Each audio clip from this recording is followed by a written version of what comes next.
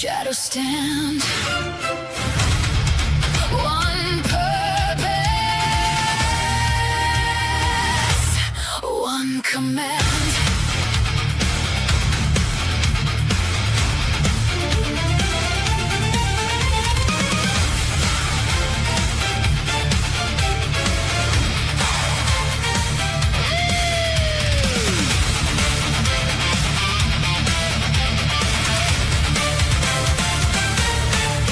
Crimson figures enter the light, perfect reflections dressed for the fight. One bears a scar, the other none, yet every move is made as one. Boardrooms echo where armies fail, fortunes rise while kingdoms pale. Contracts sharper than any blade, empires fall by deals they've made. Steel may conquer for a day, gold can make the strong obey. Every move is measured clean, every victory unseen. They are the Crimson Twins.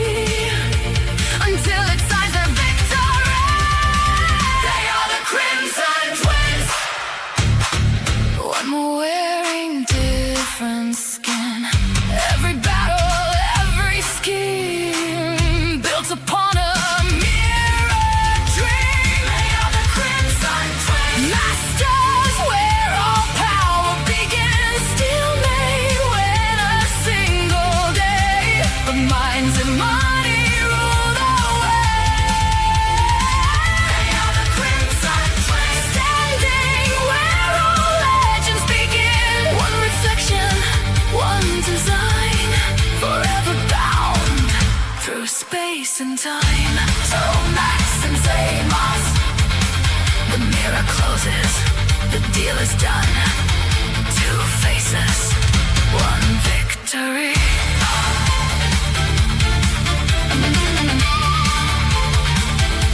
The Crimson Twins.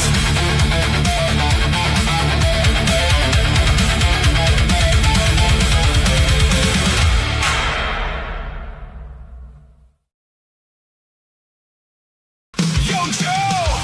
Listen up, I got a story to tell about a guy named Logan. Oh, he's so swell. Wait, that's me. I'm the G.I. Joe gamer.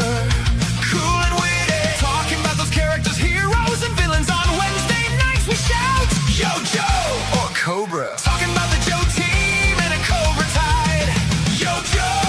Yo, Joe! Cobra! Cobra! I'm here to give my G.I. Joe takes. Oh, yeah! Yo, Joe! Yo, Joe! Cobra!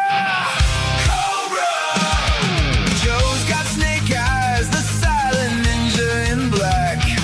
Quick with his swords, he'll give you a heart attack. Then there's Duke, the leader, so bold, gung-ho, always ready to fight and make those cameos. And we can't forget about Scarlet, the ultimate girl power. A fierce warrior, she'll make her enemies cower. Cobra's got Destro to supply the weapons. Cobra Commander plots and schemes, see ruling the world in his dreams. Zartan is never what he seems, and Baroness rocks that black leather outfit. Shoots you quick and slip out the back of the pit. Yo, Joe! Yo, Joe! Cobra! Cobra! I'm here to give my G.I. Joe takes. Oh, yeah! Yo, Joe! Yo, Joe! Cobra! Cobra!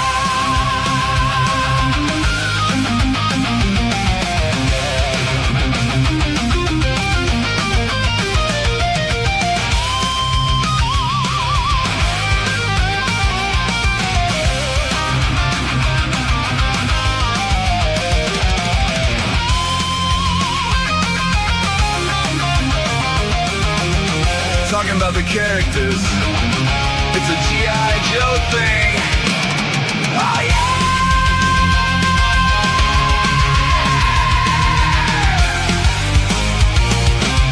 yeah! Let's do this. Mature content warning. On Logan's Joe Takes, strategic commentary may include strong language, heated opinions, classified references. Time to call in the Joes. Opposing forces may attempt audio interference. Logan's Joe Takes. Mission begins now.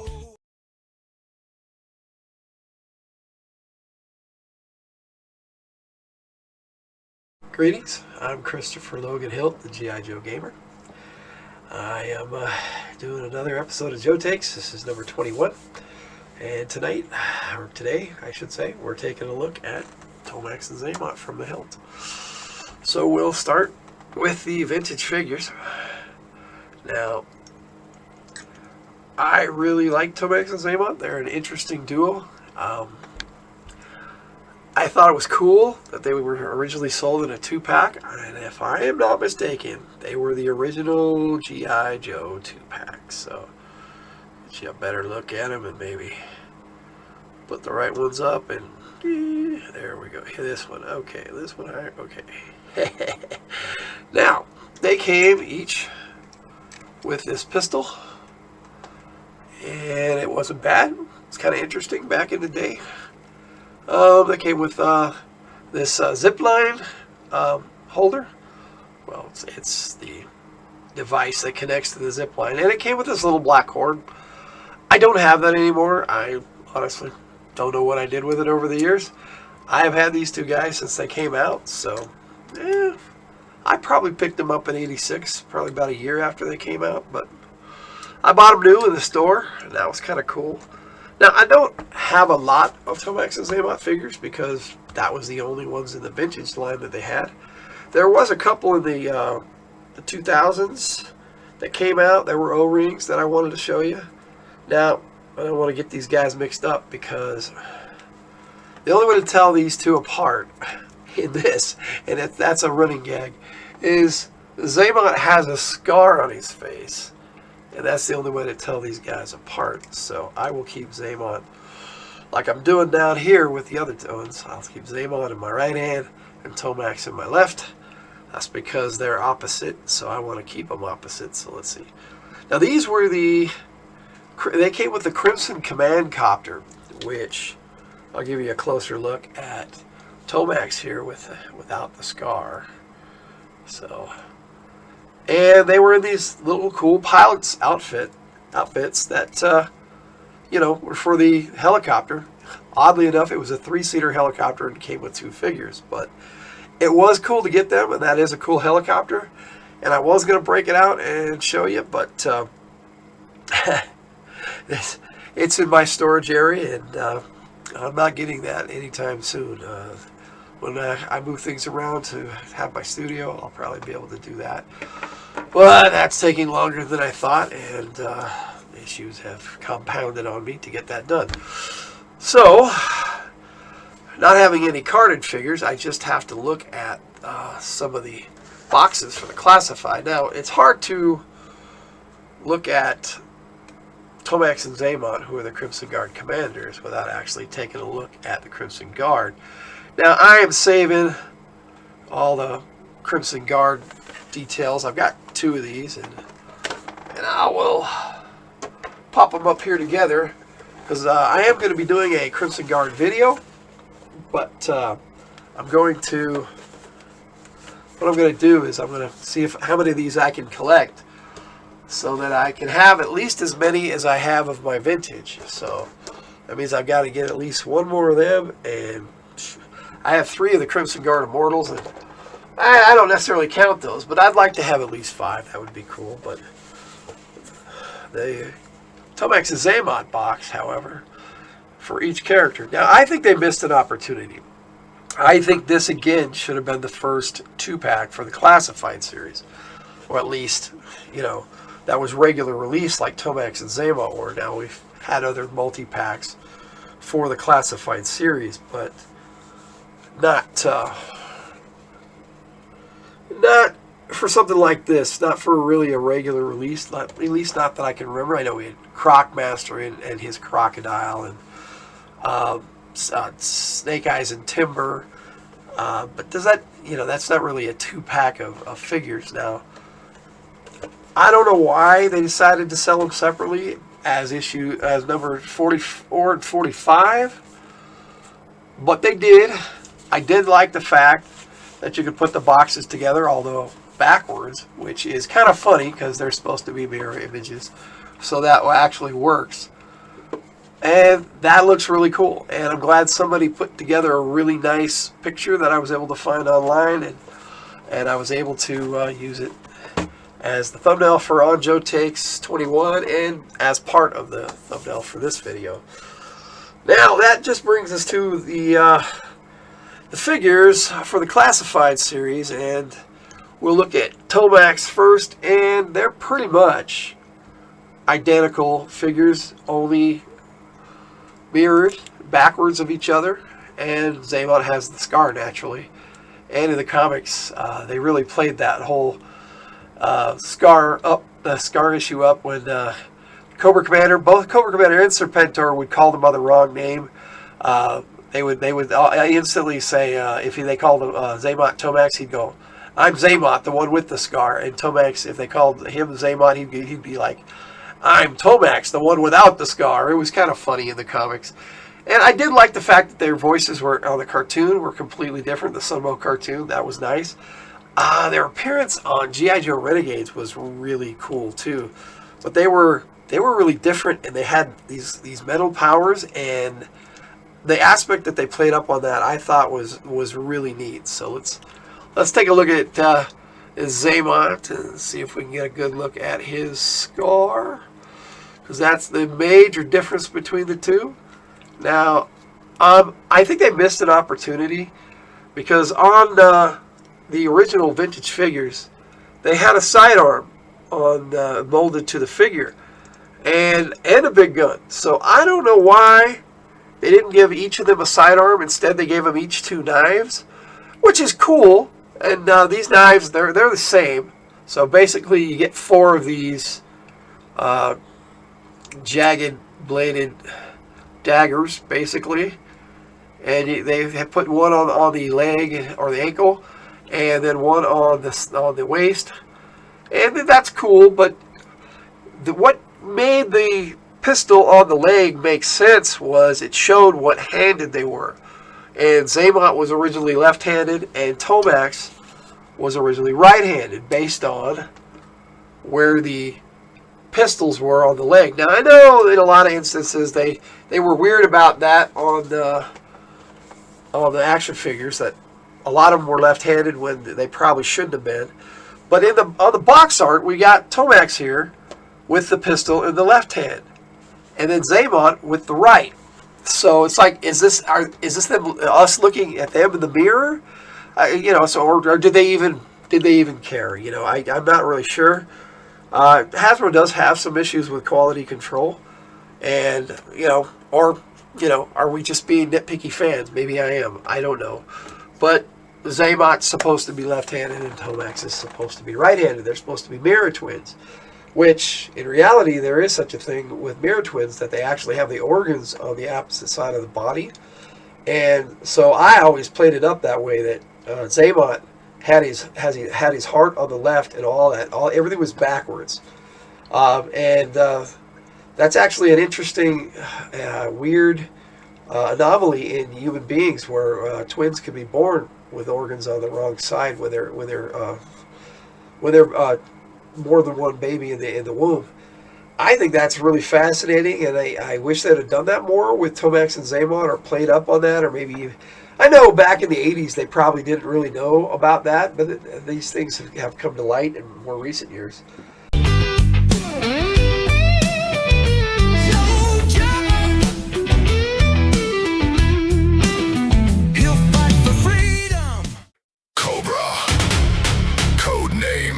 Tomax and Xamot, Crimson Guard commanders, aka the Crimson Twins.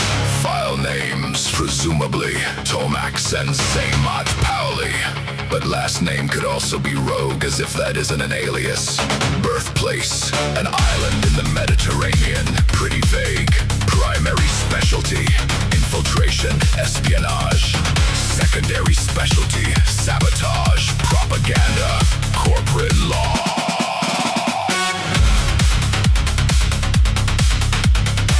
Spell the name Tomax in capitals and hold it up to a mirror. It reads Xamot. The same holds true for the actual brothers. Each is the mirror image of the other, except for a scar on Xamot's face.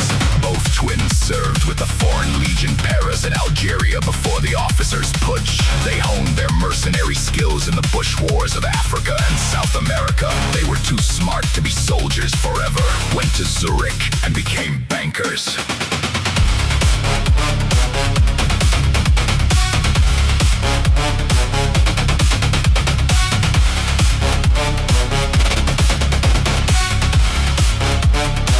They quickly found the ins and outs of international finance to be too haphazard for their tastes. They preferred a situation they could control. Cobra was willing to give them access to that control. Now they command legions, but their legions wear three-piece suits and fight their battles in executive boardrooms. These then are the most fearsome of the Cobra adversaries. They don't fight with steel and claw, backed with muscle and honest sweat. They chase you with paper, wound you with your own laws, and kill you with the money you loan them. In capable hands, the briefcase can be as effective as a blade. We remain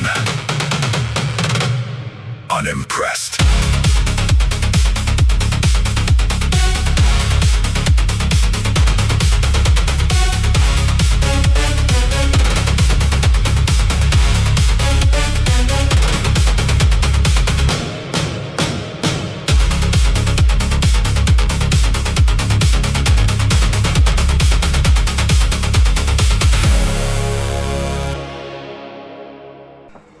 So I guess that takes us to the comic book. Tomax and Xamot appeared in, I'm pretty sure that's issue 37, but let me get my cheaters to make sure. Yes, issue 37.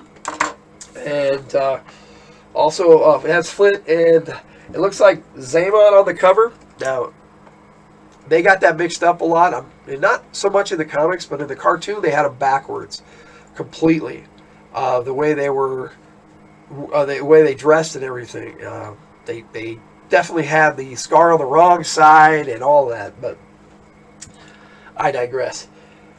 This one also had Footloose, and I'll bring this up here so you get a closer look. This was the direct sales edition, so it didn't have a UPC or barcode is what we call it now. We used to call it a UPC back then.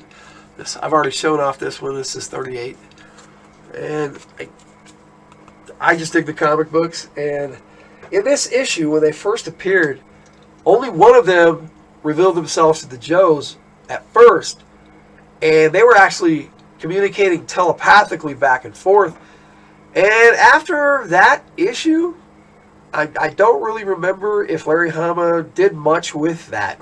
And I don't think he ever did if one got hurt, the other one felt it in the comic book at all. Now, they were pretty much loyal to Cobra Commander throughout the whole series. Now, during the Civil War, first Cobra Civil War, it seemed like they were on Serpentor's side and sided with Serpentor. But I'm pretty sure they were doing that to keep an eye on him and to make sure that he lost.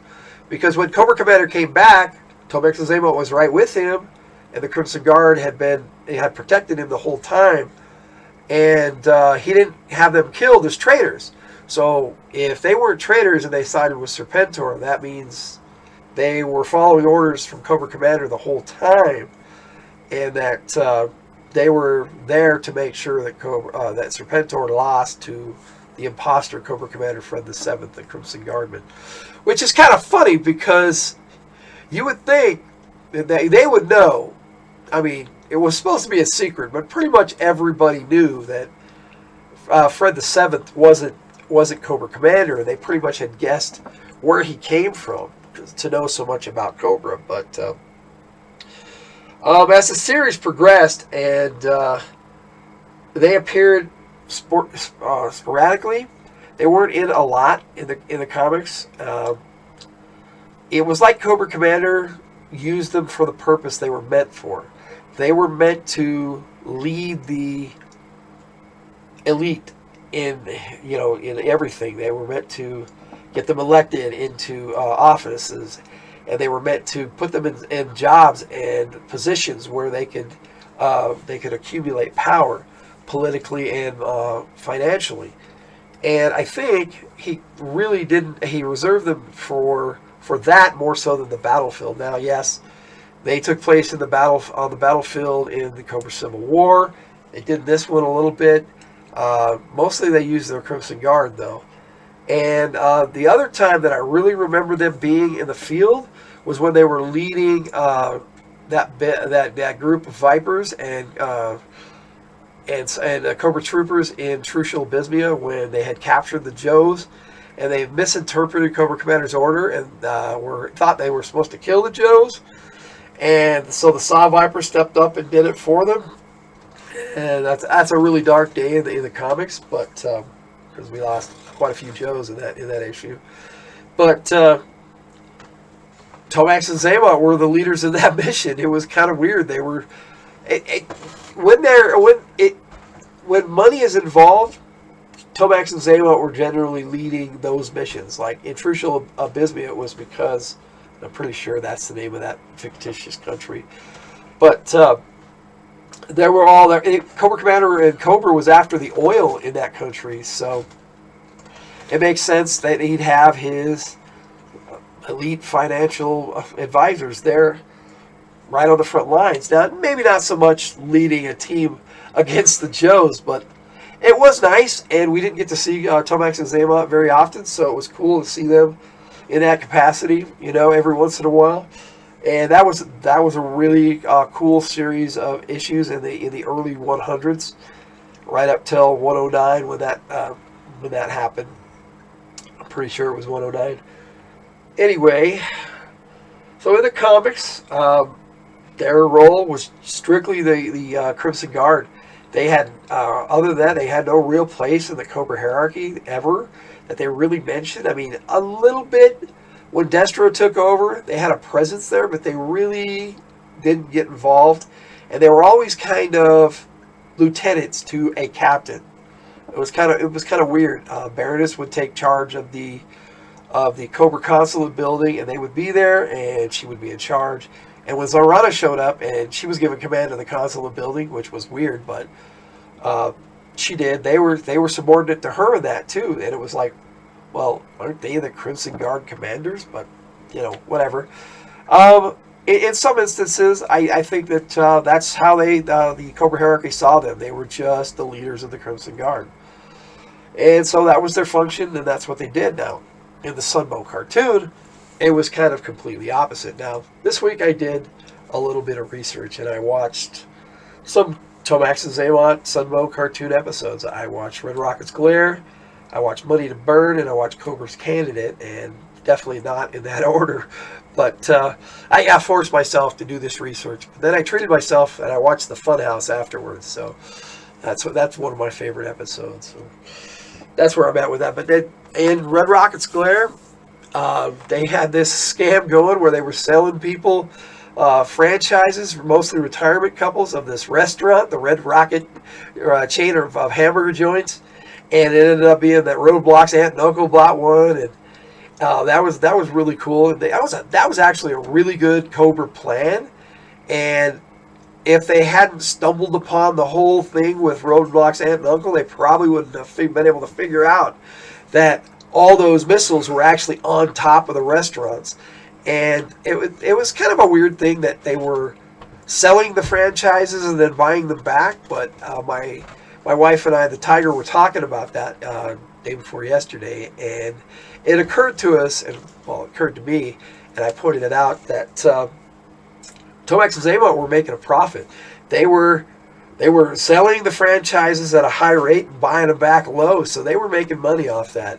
So not only were they fulfilling their orders for Cobra Commander, but they were making a profit for themselves. That's what they did. And then we had Cobra's Candidate, where they were backing a mayoral candidate in Chicago, I'm pretty sure it was. And Scarlett led this team of Joes. And Colonel Sharp talked to her on the radio at the beginning. It was like, we're sending in a unit of Joes. And she said, we're a handful, not a unit. And it was kind of neat. But it was mainly her and Lady J in that, going up against Tomax and Xamot. But they also had Snake Eyes, Spirit, and Zap in that one. It was really cool, and one of my favorite scenes ever in a G.I. Joe cartoon was in that, but I'll talk about that in a minute. Spirit, Snake Eyes, and Zap got captured by the Dreadnoks and some teenagers. It was really weird. It was clear that they were holding back the Joes, but in that, because Tomax and Xamot were utilizing street gangs, young teenagers, to harass people into not voting for their candidate, which in turn made it so they would vote for their candidate. It was kind of an interesting plot and an idea that Cobra Commander had, and it was definitely Cobra Commander's idea, And while the others were captured, Lady J and Scarlett went and tried to see what was going on at Extensive Enterprises, because the candidate they were sent to protect, they followed him right back to Extensive Enterprises and found out that he was working for Cobra, but they couldn't prove it, so it was kind of interesting how they were like, oh yeah, we got to help him, but we know he's working for Cobra, so we're really not trying to.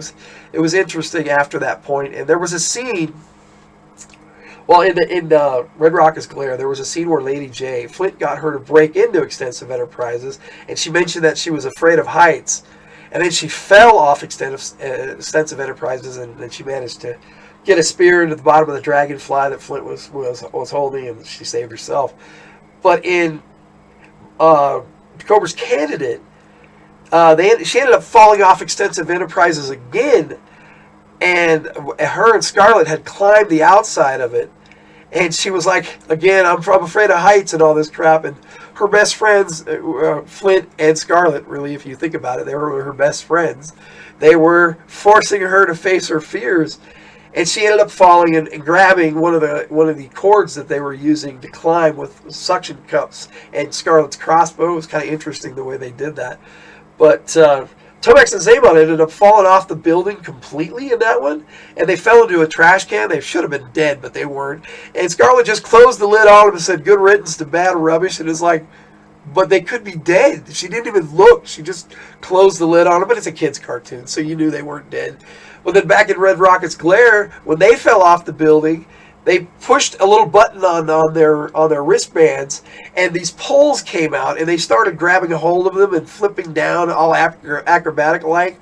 They were portrayed as very acrobatic, like they'd been in the circus or something.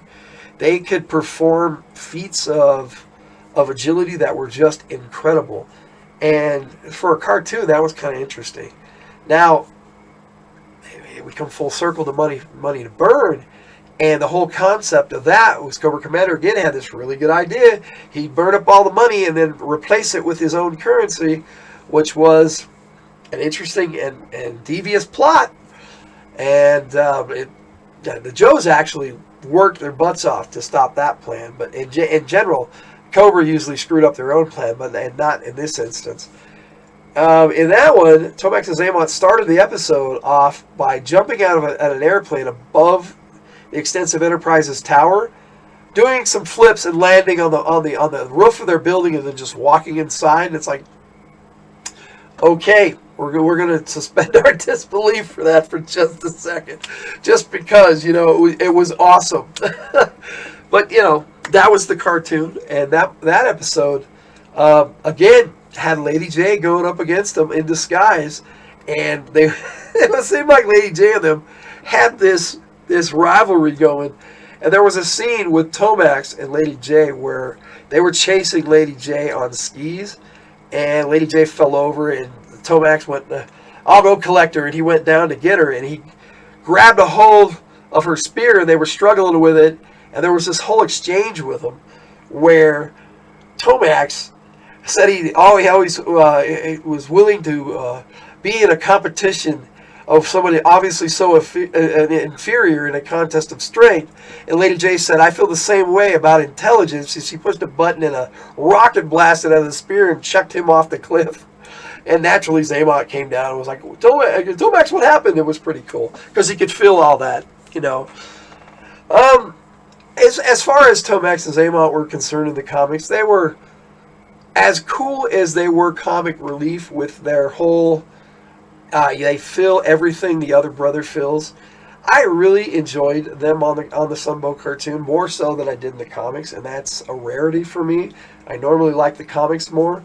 But Tomax and Xamot were definitely more interesting in the cartoon, but they definitely had more time to work with them. They had an entire season to give them backstories, and they really did work with Tomax and Xamot in quite a few episodes. But those were my three favorites, and I wanted to share some of that with you.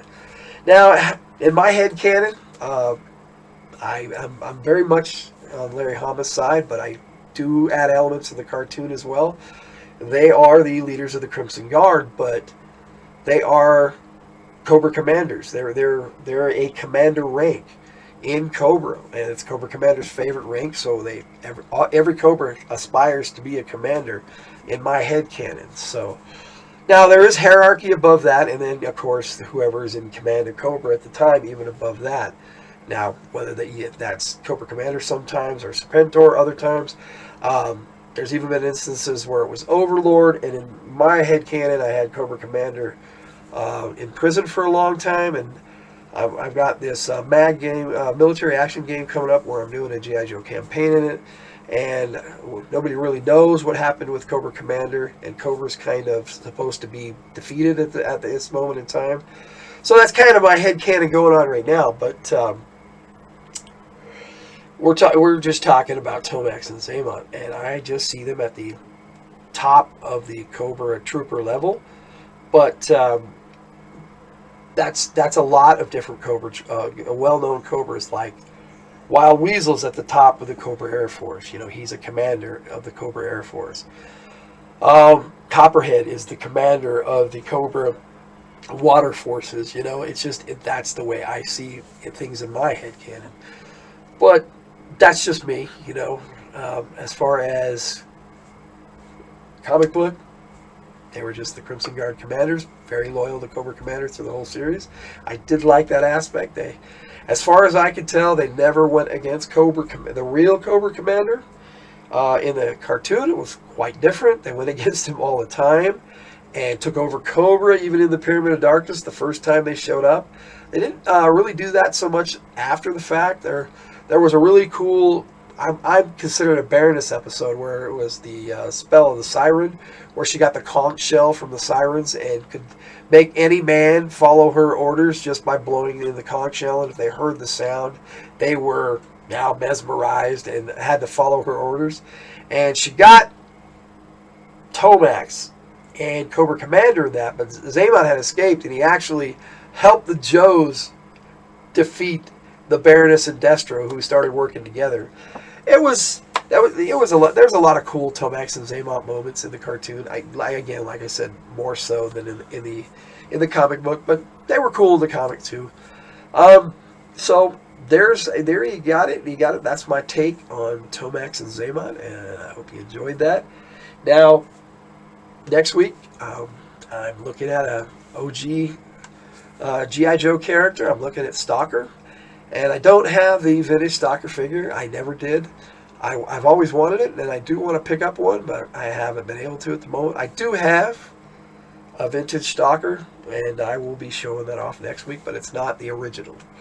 And they had 5 or 6 vintage Stalkers, so I'll let that be a little bit of a surprise. And my promo, my On Joe Takes 22, will be up on Monday, and you'll be able to see the classified figure, and with a little bit of music and some art and some file cards. Greetings, I'm Logan, the G.I. Joe Gamer. Today I'm taking a quick look and a quick take at the Crimson Strike team, which consists of the Baroness, Tomax, and Xamot. And we're going to compare them to other releases in the classified line. We're going to look at like the packaging and stuff first, like I normally do, and then we'll look at the figures, and then we'll talk about them a little bit and how I see the Crimson Strike team. Now, this is the retro carded Baroness. Now, it's odd because it's got this little sticker on it that says retro card. I didn't even notice that until just today as I was sitting here looking at these. But this is how she was released the second time. Actually, the third time. Her first release was with a motorcycle called the Coil. It's really cool. I have already taken a look at Baroness and the Coil motorcycle in her Joe take. So check that out. But she was released on a card like this, and when she was released, it looked like this, because I try to get my retro figures on card and out so I can take a look at them and play with them, because I like to play with my toys. Okay, and so let's be honest about what these are. They are toys. They are action figures. Call them action figures, dollies, whatever you want to call them. That's what they are.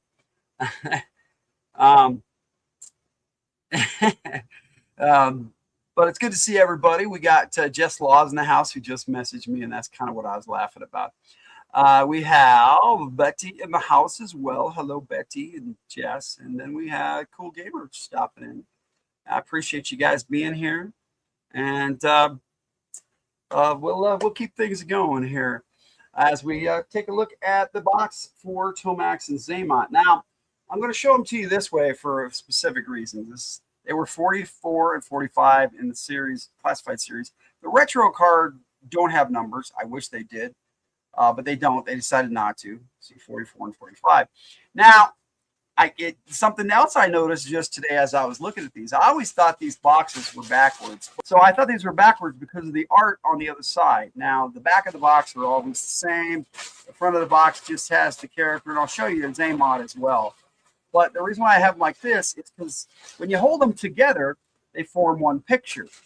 And I always thought this was backwards because I display them on my shelf with the picture. See, there's Tomax and Xamot side by side. Now, the reason why I thought they were backwards is because when they originally put them out, you're supposed to display them with the numbers forward. And so you have 44, 45 on a shelf, but you turn them around and they are together. If I can put them together. But I'd say it's pretty cool the way they did that. But yeah, I was like, oh, duh. because you just flip them around and then the picture is correct. So that's the packaging for the original characters. Hey Spin, how you doing? It's good to see you. Yeah, let's start it off this way, okay? This comes in a sleeve. This is the Crimson Strike team, and it does not have, as far as I can tell, the number 82 on it because it's 82 in the series, and that's all. That's pretty much all it is. And the bottom has all the packaging information, and then the sleeve just slides off, and it still looks like a briefcase underneath. And then this is just kind of playing inside of the sleeve, and we'll set that aside. Now, what this is set up like this is so that you can actually open this set like a briefcase. And this was a San Diego Comic-Con exclusive. You did not say it was about cats. Well, no, I did not.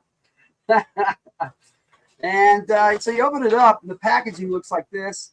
And also at that con, they had Chuckles. That's why you can see a picture of Chuckles in there. It's money. Small. Yeah, it looks like gold bars. Yes. But this comes off, and on the back of this is a dossier kind of thing for the Crimson Bat, which in the Crimson Guard episode, I take a look at all those. Great. And then you have the figures in here, and then they each have these little boxes for their accessories. So they each kind of came with their own little foot lockers, but not really. It's just a little box, and you can put their accessories in it. Now, so this is a pretty cool box, but see, when you do that, it's upside down. Well, now you have. True. I know it's cool. Thank you. And there you have it. It's just, yeah, it's a pretty nice display case. And so set that aside. And like I said, you got the gold bars on one side, and then on the back, they just included the fake dossier for the Crimson Bat, which I thought that sounds like a great disguise. Like Cobra would actually do that. Yes, they would. All right, so now let's take a look at Tomax. This is the original. Now, for the Crimson Command team, it's the exact same figure. They just made them in red. But I have a generic battle stand for this one because the classified series does not come with battle stands. However, this particular set did.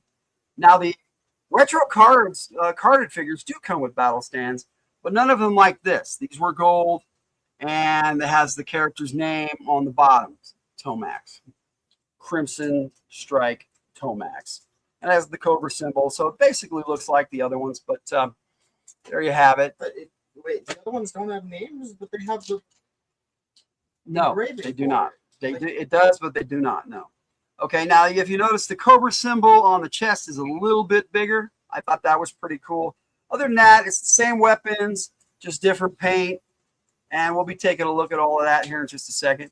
Just recruited viewers. Well, I appreciate that because every little bit helps, and we appreciate all the help we get around here. Okay, so now, like I said, both these knives are identical on both characters, and it has a gold handle. And I take a look at the classified, the regular series on the Joe take of Tomax and Xamot that I did, number 21.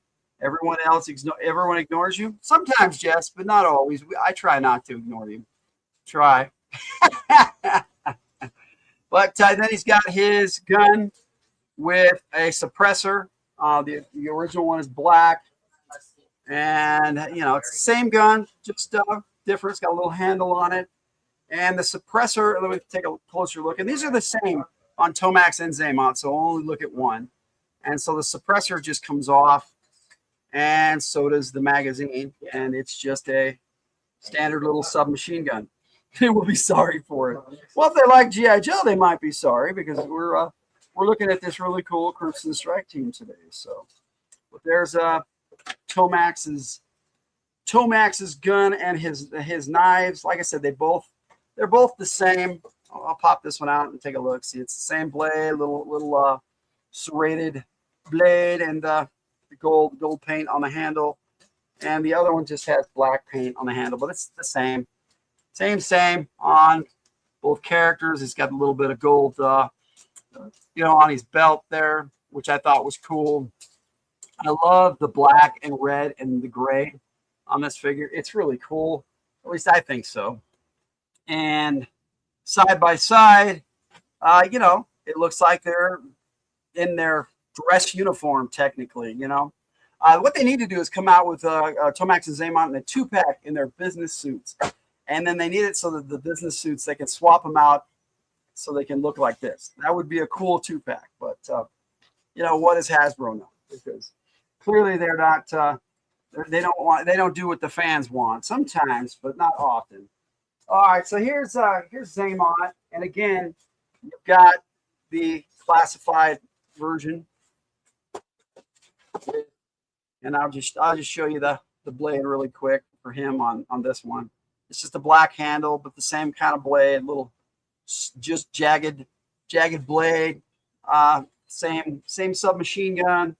Then you've got the Crimson Strike Team version. Yeah, Smin technically listened. There you go. And like I said, it's the same as Tomax. The major difference is that Xamot has a scar on his left cheek. I don't know if you can see that in this here, but let me see if I can get it close up. So you can see his scar a little bit there, yeah. And both of them have it. And I think it's a bit more pronounced on the Crimson Strike Team one. And it looks like it's kind of faded on his left cheek over here. On the classified version, you can't really see it, but he does have the scar there. And that's the only difference between the two, other than the fact that if you compare these two side by side, their armor is backwards. So you have because Xamot is left-handed and Tomax is right-handed, so they have the blade there. That should have been a sidearm, but what do I know? And then they got the blade on the boot, and then the gun. And as you can see on the shoulder pads, they only have one shoulder pad each, and it's on their gun arm to protect their arm when they're shooting their gun. Red should go clean his room and find everything he lost. He should be finished in time for next Friday's show. I agree, Jess. But anyway, that's the Tomax and Xamot for the set. And then we have the Baroness. Now, we're going to be looking at the retro Baroness. Like I said, the original release for the Baroness was with the Crimson Coil. This is the same figure. I think this one's a little better, actually, in some ways. They kind of cleaned it up for the retro figure. She didn't have these rifles that she came with the retro set. She came with these 2 rifles. She had 2 big guns that actually attached to the Coil motorcycle. And then she has her 2 pistols back here. And I'll show you one of them. Baroness is one of my favorite characters in G.I. Joe, hands down. Definitely in my top 5 of all characters, G.I. Joe or Cobra. And it just has her little holster back there, and it slides right back in. So, yeah, see, we get a shot for the gals, okay, for the guys. So we got to have one for the gals. Okay, there we go. All right, yeah, booty shots. Tiger likes those. But yeah, she comes with a retro battle stand, but her name is not on the battle stand. She had 2 big guns. Yes, she does. Yeah, she has this rifle, which is very similar to her original rifle from the vintage figure. But I wish they'd actually done that with the retro line. Gave her original rifle. That would have been cool. But she does come with this other machine gun as well. So she's got a sniper rifle, and then she's got a machine gun, which is really cool. Now, the machine gun, I don't think the magazine comes out on either of these. It does not. I knew it didn't on the machine gun because I was having somebody else use it. And I had to pop it out of my accessories bag to show it to you today. And then we've got the Crimson Strike Baroness. Now, it's quite a bit different. Now, with the Coil cycle, she came with this snake, okay? And it's a robot snake. And I got it wrapped around her leg because she can actually wrap it around her wrist. And it actually fires a laser out of its mouth. It's pretty cool. Let me see if I can get it off her leg here. See, it's the other one in the Crimson Quill set was silver and gray, but this one is black and gray with red paint on the eyes, and it's got a laser blaster in the mouth that comes out when it strikes, but it's always out on this. And it just coils around. She can hold it in her hand as a pistol, or I like to put it on her leg or off by itself. It's kind of cool. You can barely hold an AR with both arms. I was seeing if I heard that right. Yes, she had two big guns. Yes, sir. Now, like I said, we're going to take a really good look at the Baroness because she's my favorite of the set. Her name is on the battle stand, Crimson Strike Baroness. And the same with Xamot. We didn't really look at that, so I'll look at that real quick. Crimson Strike Xamot. And Chuckles probably was too, because he came out with, it was kind of the same set, but they were sold separately. I never got the Chuckles, so I don't know. I want one of those snakes, a full size one. She came with these two Uzi submachine guns with suppressors, and that's the Uzi that should have come with Snake Eyes and did in that set there. You can't really see it. Oh, hold it up. This was the Alpha Commandos, and he came with one of the in this. So it's pretty much Snake Eyes' gun, but it's an Uzi submachine gun. It was like about time that Snake Eyes came with an Uzi because the original Commando Snake Eyes did. Now, she's decked out, okay? She's got the pistols in gold, and so there's the same pistol. Now, these actually, if you note on this one, there is no suppressor attachment. But this pistol has a suppressor attachment, so you can take the suppressor off the Uzi. Yeah, I always have to drop something on Joe tape. What would Joe tape be without that? And you can put them on the pistols as well. And so you can have a suppressor on the pistol. And that I thought was a nice improvement. And then she comes with these two blades that I had just dropped into her belt there. There's no sheaths for them. It would have been nice if they did. And they have gold handles. Now, if I remember right, I think she did come with blades in the coil set, but it's been a while since I've looked at that because it's a big box and there's a lot to take out of the package. But yeah, that's the Crimson Strike Baroness. Now, everything is the same on her except for her head. I do like the fact that they painted the belt gold. And on the Crimson, the coil Baroness, the original one, the snake on her belt is painted red. This one is not. There was another Baroness released for the movie line, but it really looks more like the actress than it does the Baroness. So there you have it. But yeah, there's your Crimson Strike Baroness. That way, I'm going to put the pistol back in the holster and put this suppressor back on the Uzi if I can do this properly with my big old fingers. But yeah, slide it right on there. I like the way they've accessorized the suppressor so that you can swap them out on various guns. I mean, that's pretty cool.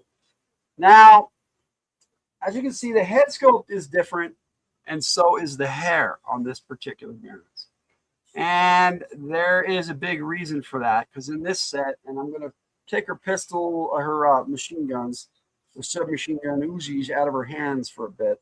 Pistols will stay, so we don't have to worry about that. This particular Baroness has the Lady J syndrome, and what that is that you can actually remove the hair, and she has the bald look, and I really don't care for that. And her glasses are removable. She actually has two sets of glasses. So you can have the rounded ones or the square ones on her.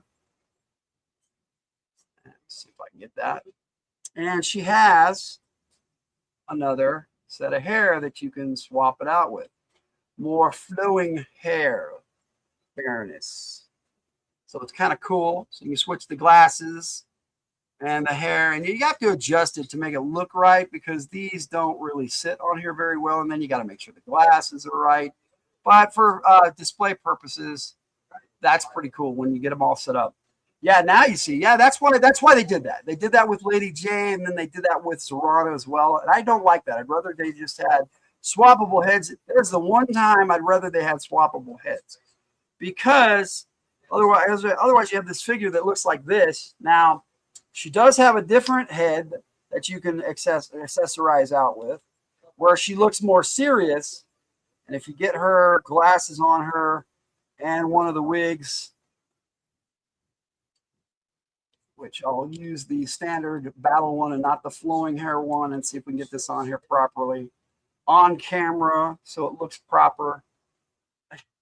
There you go. And it doesn't really, because you have to really adjust the head inside the wig, and you got to make sure that it's right. That's what I'm calling it, is a wig, because you can swap them out. She can switch her hairstyle. She can switch her head to look more serious. And then she has her glasses. You can swap them out to be square or round.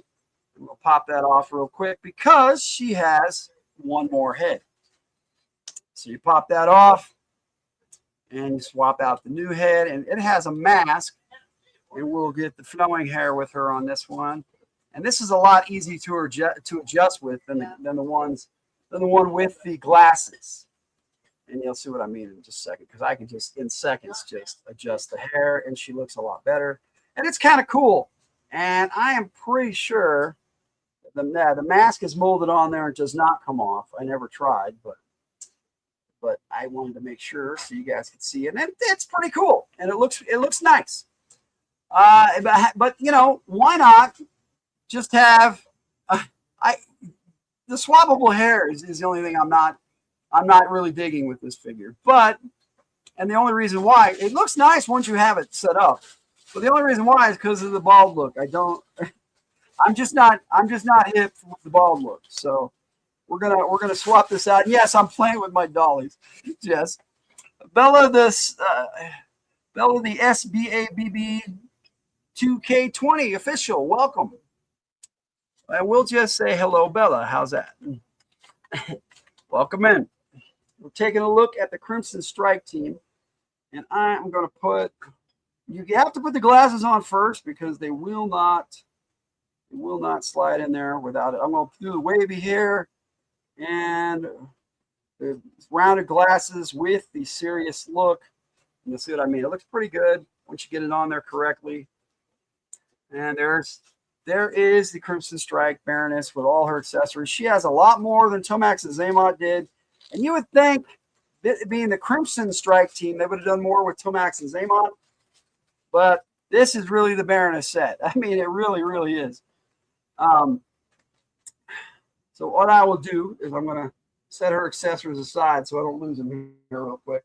And I'm going to hold up all three of these figures, Tomax, Xamot, and the Baroness together, so you can kind of take a look. And naturally, Tomax or Xamot. Xamot's stand fell off here, but I will see if I can do this one-handed and be awesome, and I did. So there you go. There's your Crimson Strike team all together. Now, what is the Crimson Strike team? It was not a thing until the Classified series. So that's what it is. It's just something they put out to be cool at San Diego Comic-Con, and I agree. It's very cool. I like it. In fact, it inspired me to, after I did my G.I. Joe Dungeons and Disinformation movie, and I got it all together, I actually had called it something else originally, but didn't really have a good title for it. But once I put it together and that's the current title for it as a movie, and it's done. It's done. Well, I started writing a script for another play motion with figures script called Lady Bloodright, G.I. Joe Lady Bloodright, and you demanded Ray watch this, but he ignored you. That's okay. You know, he's not really into G.I. Joe that much, so I get it. You're into G.I. Joe, then you're into this. But it inspired me to, Cobra Commander got captured at the end of my first movie. And so in the second movie, she took command of Cobra. And just waiting on a few more things. I'm not going to mention them because somebody in the chat knows what they are. And that movie will be done, and I'll put out a trailer and release it. I was hoping by the end of the summer, but that may not happen. It may be in the fall now, as soon as I get those last bits for my movie. But there's your Crimson Strike Baroness, your Crimson Strike Xamot, and your Crimson Strike Tomax. I now command Cobra. There's Ray. Hey, Ray, how you doing? It's nice to see you, bud. Anyhow, that takes me to how I see the Crimson Strike team. Myself, okay. For me, the Crimson Strike team is the command structure, and I accidentally call it the Cobra, the Crimson Command Team. And it's when Baroness takes over the Crimson Guard for whatever she needs. Now, the Crimson Guard is one of the coolest elements that was added to Cobra. They are the Royal Guard for Cobra Commander for the most part. Now, later on, they had Royal Guard figures, but they didn't keep that didn't keep. And he continuously uses the Crimson Guard. And Tomax and Xamot were put in as the commanders of that because they're not frontline fighters. They are lawyers. They are businessmen. And their job is to infiltrate the world and take it over monetarily and legally and use the system against itself, basically. Now, when they become a strike force, I think that's when Baroness comes in and takes command as pretty much second in command of Cobra. Depending on whoever's in charge at the moment, generally they'll have a second in command, and usually it is the Baroness. Now, Destro has filled that role before. Destro has taken command of the Iron Grenadiers, and when she's over with Iron Grenadiers, which they need an Iron Grenadier Baroness, that would be very cool. She would be second in command of that too, because she's technically his lady. And so that puts her second in command of that force as well. Now, Serpentor was a different animal altogether. But, and Dr. Mindbender was his number 2 because Dr. Mindbender basically created him. He was kind of like his dad. It was weird. They had a weird dynamic. Let's just put it that way. And Baroness was not in that equation. Why can't she be first in command? Well, without Cobra Commander there, I say she is, Ray. I do. And that's how she is in my Lady Bloodright movie. Now, I have clips of that in Joe Takes 60 to 67, if I remember correctly. It's like, no, it's like 69. Because there's like 10 clips or even 11 clips that I have done. So, for that movie. And the fact I just need to put it together as a full movie now, and then I'm going to do a sequel. But that's a project for another day. So this is your Crimson Strike team. Baroness is definitely my favorite, and I see her as the leader. Tomax and Xamot are the commanders of the Crimson Guard, but when they become a strike team, Baroness takes over because this is the Crimson Strike team. So it's a cool idea. I like it. Number 82 in the classified series. And that there is my quick take on the Crimson Strike team. Now, it doesn't have the word "the" in it. I always add it. But if you have any questions, I'd be happy to answer them. She can't be first in command. Okay, you're sad because I'm leaving. Why is she called the Baroness? To be honest, that is her code name that they gave her. Why is she called that? That is a good question, and this is my personal take on why. And I like the black leather Baroness better, but so we'll look at that. Why is she called the Baroness? Okay, my opinion on why she's called the Baroness is because she is a Baroness. She's from an aristocrat family, and I think that she's a European noble. And she was a Baroness, and that's her actual title. Now, according to G.I. Joe Rise of Cobra, she married a Baron and became a Baroness. She isn't really a Baroness. I don't know. The Larry Hama's original idea was she was an American and a student radical. Well, that changed. He even said that changed, and she became a European aristocrat. So I think she's a European noble, and she actually has the title of Baroness. That's my personal opinion. Because they called her that from the beginning, before even Rise of Cobra, before her supposed marriage and all that stuff, which most people discount that anyway. And if we're going by Larry Hama's story, then I think she's a real noble Baroness. She might be a Baroness. Yes, she could be a Baroness. Yes, I say she is a Baroness, and she is the Baroness. And so that's where I'm going to leave you on that one, guys. She bought a piece of castle online. That's a possibility too, dude. She is an Aristocat. Aristocat. I like that. I like that, Sven. I love that. That's one of my favorite Disney movies, actually, from my childhood, was the Aristocats. That's a race question. Let's see. What is the favorite food and drink of the Baroness? Intrigue. That would be my guess. And on that note, I am going to head on out, my friends, and we'll see you next time.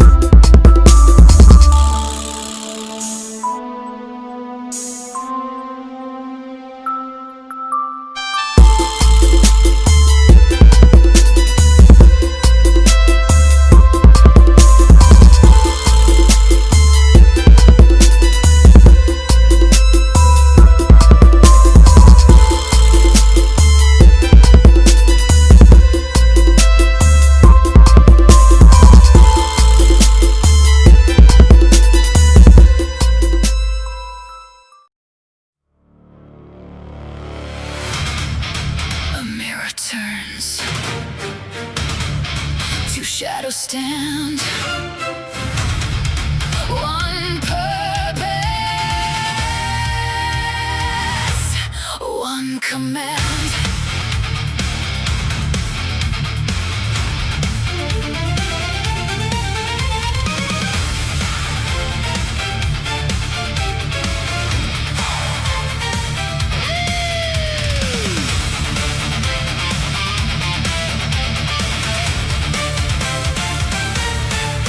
Crimson figures enter the light. Perfect reflections dressed for the fight. One bears a scar, the other none. Yet every move is made as one. Boardrooms echo where armies fail. Fortunes rise while kingdoms pale. Contracts sharper than any blade. Empires fall by deals they've made. Steel may conquer for a day. Gold can make the strong obey. Every move is measured clean. Every victory unseen. They are the Crimson Twins, Tomax and Xamot. One were wearing different skin. One mind guiding every plan.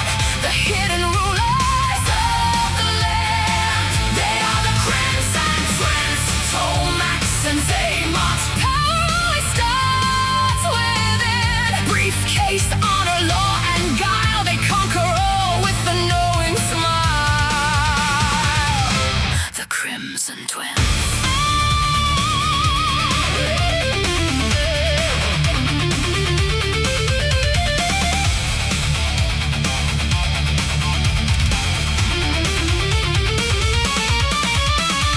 Crimson guards in suits appear, living quietly year by year. Neighbors, lawyers, bankers stand, waiting for a single command. Foreign soldiers once they were, now they make the whole world stir.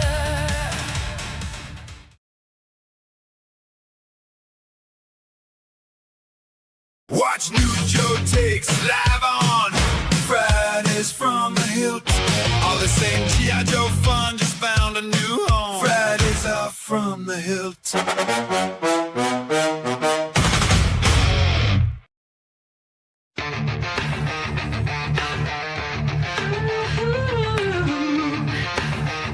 Shadows move at midnight.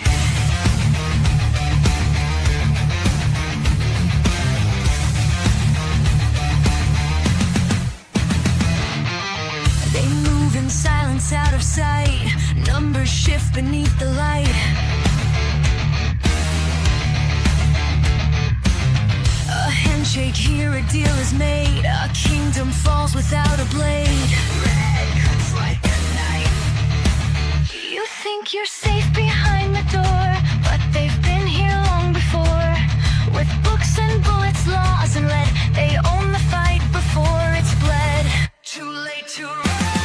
Shadows in red, moving unseen.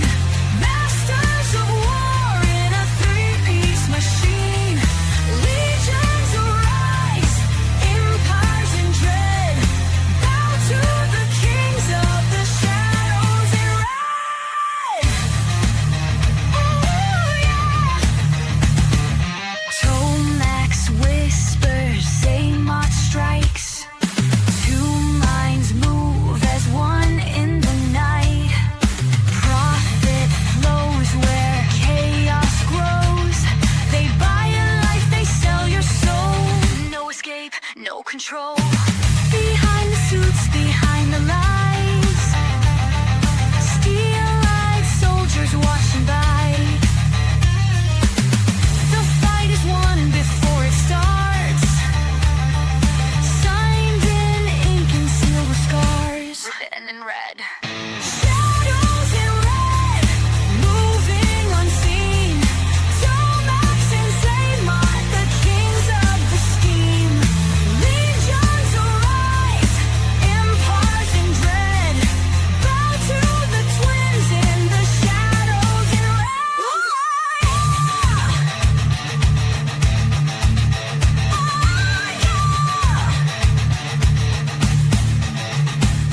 The Baroness commands the ranks. No man stands where she is led. Bow before the lady in red. Your kingdom is mine. Tactics sharp, deception keen. Behind the mask, a war machine. Beneath her gaze, the weak will kneel. The world's undone by lips of steel. One word, one kill. Shadows in red, striking with grace. Tomax and Xamot control every place. The Baroness moves, the orders are spread. They rule the world in the shadows in red.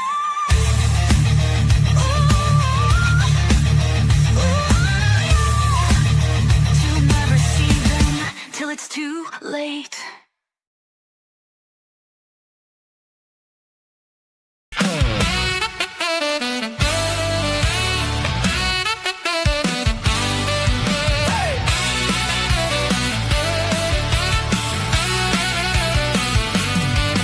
My room full of Joe Take dreams.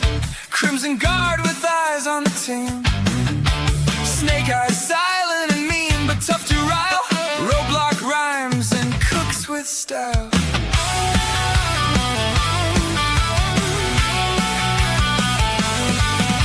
Duke has the first shirt, making with a plan. Cobra Commander schemes with his clan.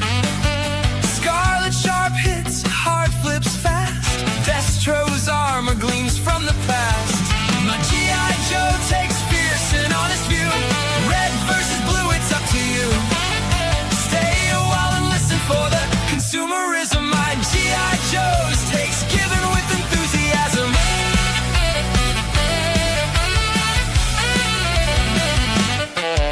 Zartan shifting sneaks in disguise. Storm shadows blade cut through lies. Baroness cold with her deadly aim. Shipwreck laughs wins the game. Doc's healing hand in the fray. Flint shotgun clears the way. Major Blood's battle cry echoes near. hawk leads, we cheer. From the hills on YouTube, tune in for a day. Joe takes to help you with your play. Let's put these characters to the test. I'm Logan, the G.I. Joe gamer, and I play it best. Yo, Joe!